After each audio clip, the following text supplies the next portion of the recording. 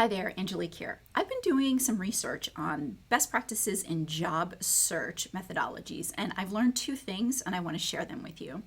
So, just a little bit of background. I often get asked, how to search for jobs, and that's not my area of expertise. So, I've actually never applied for a job.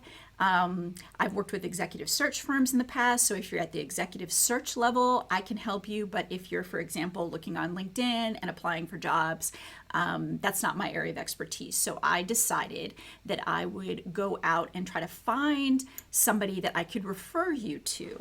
So I'm doing some research, and two people bubbled to the surface who have a really nice methodology, a consistent approach that made sense to me, and have lots of positive testimonials. So I actually dug a little deeper and took some of their online seminars so I could get a feel for how they were, what their methodology was, etc. And I learned something very important. So one person teaches you the methodology and says, look, this is kind of hard. I get it. It's a stressful time. Here's some tools that you can use to make it easier. Here's a support network for free that you can join, that you can, commiserate with. And, I believe in you. I think you can really do this. The second person says, look, this is really hard, and you all stop too early because you're lazy, and you miss these important points because somehow you just can't get it, and I'm really frustrated with you for that, but I'm going to keep trying to get you to get it.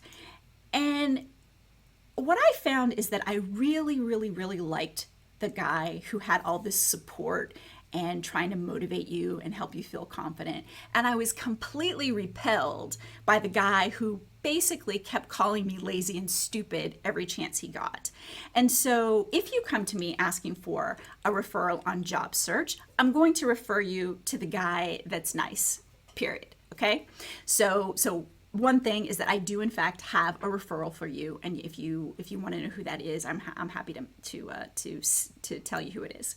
The second thing that I learned, which was really an aha moment for me as I was listening to these two people, is that I think that many of you may be inadvertently turning people off the same way that second guy did by showing your frustration that your boss or your colleagues aren't implementing your solution. You may be suggesting that they aren't implementing because they don't get it, because they're stupid or lazy, because your approach is hard, and really turning off the very people that you are trying to help. So I suggest that you really just take a step back and reflect on that.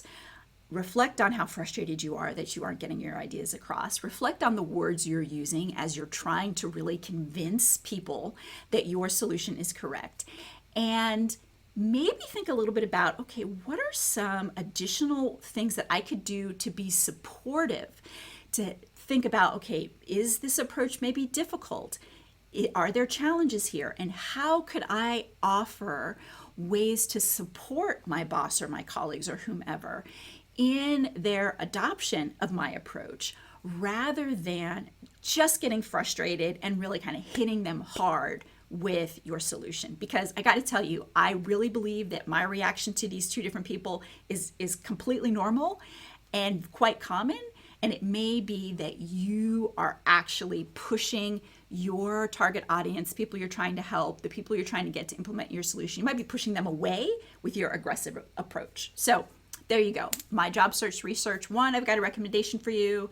If you want it, just let me know. And two, really reflect on how aggressive you're being in getting your solution implemented, and think about how difficult it might be and what you could potentially offer as support, rather than just, calling your boss stupid for not doing what you say.